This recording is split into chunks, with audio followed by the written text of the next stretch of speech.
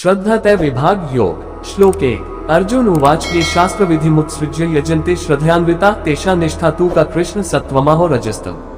अर्जुन ने कहा, हे कृष्ण, उन लोगों की स्थिति क्या होती है जो धर्म ग्रंथों की आज्ञाओं की उपेक्षा करते हैं किंतु फिर भी श्रद्धा के साथ पूजा करते हैं। क्या उनकी श्रद्धा सत्वगुणी, रजोगुणी अथवा तमोगुणी होती है? श्लोक 2। श्री भगवानुवाच त्रिविद्या भवति श्रद्धा देहिना सा स्वभावजा सात्विकी राजसी चैव तामसी चेति ताश्रेणु।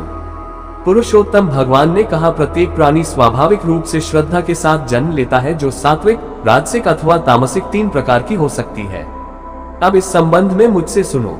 श्लोक 3। सत्वानुरूपा सर्वस्य श्रद्धा भवति भारत श्रद्धाम्योऽयं पुरुषो यो यच्छ्रद्धा स। सभी मनुष्यों की श्रद्धा उनके मन की प्रकृति के अनुरूप होती है। सभी लोगों में श्रद्धा होती है, चाहे उनकी श्रद्धि की प्रकृति कैसी भी हो। ये वैसी होती है जो वे वास्तव में है।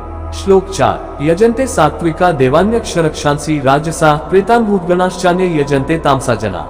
सत्वगुण वाले स्वर्ग के देवताओं की पूजा करते हैं, रजोगुण वाले यक्षों तथा राक्षसों की पूजा करते हैं, तमोगुण वाले भूतों और प्रेतात्माओं की पूजा करते हैं। श्लोक 5-6। शास्त्र विहित घोर तप्यन्ते ये तपो जना दम्भान्कार से युक्ता कामराग बलान्विता कर्षयन्तः शरीरस्थ भूतग्राम मचेत्स्यः मा चैवान्तः शरीरस्तान् विद्यासुर निश्चयन्। कुछ लोग अहंकार और दम्भ से अभिप्रेरित होकर धर्मग्रंथों की आज्ञाओं के विरुद्ध कठोर तपस्या करते हैं। कामना और आसक्ति से प्रेरित होकर वे न केवल अपने शरीर के अंगों को कष्ट देते हैं बल्कि मुझे, जो उनके शरीर में परमात्मा के रूप में स्थित रहता हूँ, को भी कष्ट पहुँचाते हैं। ऐसे मूर्ख लोगों को पैशाचिक प्रवृत्ति वाला कहा जाता है। श्लोक 7। आहारस्त्वपि सर्वस्य त्रिविधो भवति प्रिय यज्ञस्तपस्तथा दान तेषां भेदमिमं शृणु। लोग अपनी रुचि के अनुसार भोजन पसंद करते हैं, इसी प्रकार से उनकी ऐसी रुचि यज्ञ, तपस्या तथा दान के संबंध में भी सत्य है। अब मुझसे इनके भेदों के संबंध में सुनो। श्लोक 8। आयु सत्वबलारोग्य सुप्रीति विवर्धना रस्या स्निग्धा स्थिरा हृदया आहारा सात्विक प्रिया। सत्वगुण की प्रकृति वाले लोग ऐसा भोजन पसंद करते हैं जिससे आयु, सद्गुणों, शक्ति, स्वास्थ्य, प्रसन्नता तथा संतोष में वृद्धि होती है। ऐसे खाद्य पदार्थ रसीले, सरस, पौष्टिक तथा प्राकृतिक रूप से स्वादिष्ट होते हैं। श्लोक 9। कट्वमलवन्नात्युष्णतीक्ष्णरुक्षविदहिनः आहारा राजस्येष्टा दोह शोकाम्य प्रदा। अत्याधिक कड़वे, खट्टे, नमकीन, गर्म, तीखे, शुष्क तथा मिर्च युक्त दाहकारक व्यंजन रजोगुणी व्यक्तियों को प्रिय लगते हैं। ऐसे भोज्य पदार्थों के सेवन से पीड़ा, दुख तथा रोग उत्पन्न होते हैं। श्लोक 10। यातयाम गतरसिम पूति पर्युषित च यत् उच्छिष्टमपि चामेध्यम भोजन तामसप्रियम। अधिक पके हुए, बासी, सड़े हुए, प्रदूषित तथा अशुद्ध प्रकार के भोजन तमोगुणी व्यक्तियों के प्रिय भोजन है। श्लोक 11। अफलाकांक्षभिर्यज्ञो विधि दृष्टियो य इज्जते यष्ट्वेमेवेति मनः समाधाय स सात्विक। धर्मशास्त्रों की आज्ञाओं के अनुसार पारितोषिक की अपेक्षा किए बिना और मन की दृढ़ता के साथ कर्तव्य समझते हुए किया गया यज्ञ सत्वगुणी प्रकृति का है। श्लोक 12। अभिषन्धाय तु फल दम्भार्थमपि चैव यत् इज्जते भरतश्रेष्ठतम यज्ञ विद्धि राजसम। हे श्रेष्ठ भरतवंशी, जो यज्ञ भौतिक लाभ अथवा आडंबर पूर्ण उद्देश्य के साथ किया जाता है उसे रजोगुणी श्रेणी का यज्ञ समझो। श्लोक 13। विधिहीनम सृष्टान्नम मंत्रहीनम दक्षिणम श्रद्धा विरहित यज्ञ तामसम परिचक्षते। श्रद्धा विहीन होकर तथा धर्मग्रंथों की आज्ञाओं के विपरीत किया गया यज्ञ जिसमें भोजन अर्पित न किया गया हो, मंत्रोच्चारण न किए गए हो तथा दान न दिया गया हो, ऐसे यज्ञ की प्रकृति तमोगुणी होती है। श्लोक 14। देवद्विजय गुरु प्रज्ञ पूजन शौचमाजवम ब्रह्मचर्य महिंसा च शारीर तप उच्यते। परम पिता परमात्मा, ब्राह्मणों, आध्यात्मिक गुरु, बुद्धिमान तथा श्रेष्ठ संत जनों की पूजा यदि पवित्रता, सादगी, ब्रह्मचर्य तथा अहिंसा के पालन के साथ की जाती है तब इसे शरीर की तपस्या कहा जाता है। श्लोक 15। अनुद्वेग कर वाक्यम सत्यम प्रियहित च यत् स्वाध्यायाभ्यासः वान्मयम तप उच्यते। ऐसे शब्द जो दुख का कारण नहीं बनते, सच्चे, हानिकर तथा हितकारी होते हैं। उसी प्रकार से वैदिक ग्रंथों के नियमित अनुवाचन को वाणी का तप कहा गया है। श्लोक 16। मन प्रसाद सौम्यत्वम मौनमत्व निग्रह भाव संशुद्धिरित्येत तपो मानसमुच्यते। विचारों की शुद्धता, विनम्रता, मौन, आत्मनियंत्रण तथा उद्देश्य की निर्मलता, इन सबको मन के तप के रूप में घोषित किया गया है। श्लोक 17। श्रद्धया पर्यातप्तम तपस्तत्र विधुनरे अफलाकारिक्षविर्युक्ते सात्विकम परिचक्षते।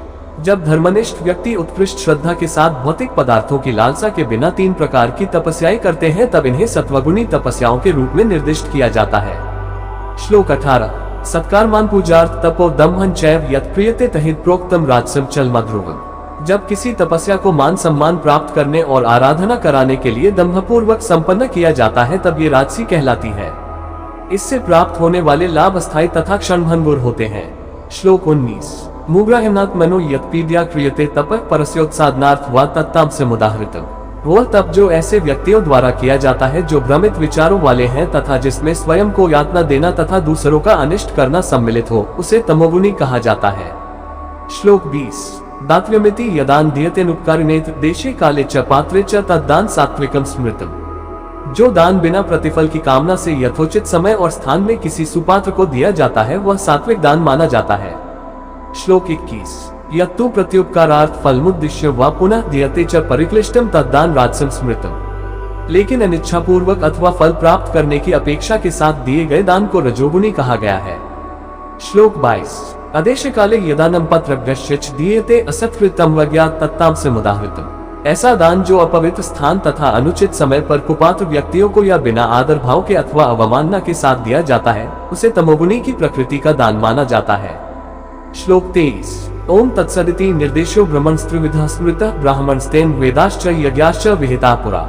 सृष्टि के आरंभ से ओम तत्सत शब्दों को सर्वोच्च परम सत्य की प्रतीकात्मक अभिव्यक्ति माना है। इन्हीं में से पुरोहित, ब्राह्मण, शास्त्र तथा यज्ञ शब्द की उत्पत्ति हुई है। श्लोक 24। तस्माद् ओम इत्युदाहृत्य यज्ञदान्त क्रिया प्रवर्तन्ते विधनोक्ता सत्ततम ब्रह्मवादिनाम। इसलिए यज्ञ कर्म करना, दान देना और तपस्या जैसे कार्यों का शुभारंभ वेदों के व्याख्याता वैदिक विधानों के निर्देशानुसार ओम का उच्चारण करते हुए है। श्लोक 25। तदित्यन्विष्णिधाय फल यज्ञ क्रिया दान क्रियाश्च विविधा क्रियन्ते मोक्षकारिक्षभिः। ऐसे व्यक्ति जो किसी फल की कामना नहीं करते किंतु भौतिक उलझनों से मुक्त रहना चाहते हैं वे तप, यज्ञ तथा दान जैसे कार्य करते समय तत् शब्द का उच्चारण करते हैं। श्लोक 26-27। सद्भावे साधुभावे च सहिते तत्र युज्यते प्रशस्ते कर्मणि तथा सत्शब्दः पार्थ युज्यते। यज्ञे तपसि दाने च स्थिते सदिति चोच्यते कर्म चैव तदर्थीयम सदित्यवा विधीयते। सत शब्द का अर्थ शाश्वत और साधुता है। हे अर्जुन, इसका प्रयोग शुभ कर्मों को संपन्न करने के लिए किया जाता है। तप, यज्ञ तथा दान जैसे कार्यों को संपन्न करने में प्रतिष्ठापित होने के कारण इसे सत शब्द द्वारा वर्णित किया जाता है। अतः ऐसे किसी भी उद्देश्य के लिए किए जाने वाले कार्य के लिए सत नाम दिया गया है। श्लोक 28। अश्वत्थाहुर्दत्तं तपस्तप्तं कृत च यत् असदित्युच्यते पार्थ न च तत्प्रेत्य नाहि। हे पृथा पुत्र, जो भी यज्ञ कर्म या तप बिना श्रद्धा के किए जाते हैं वे असत कहलाते हैं। ये इस लोक और परलोक दोनों में व्यर्थ जाते हैं।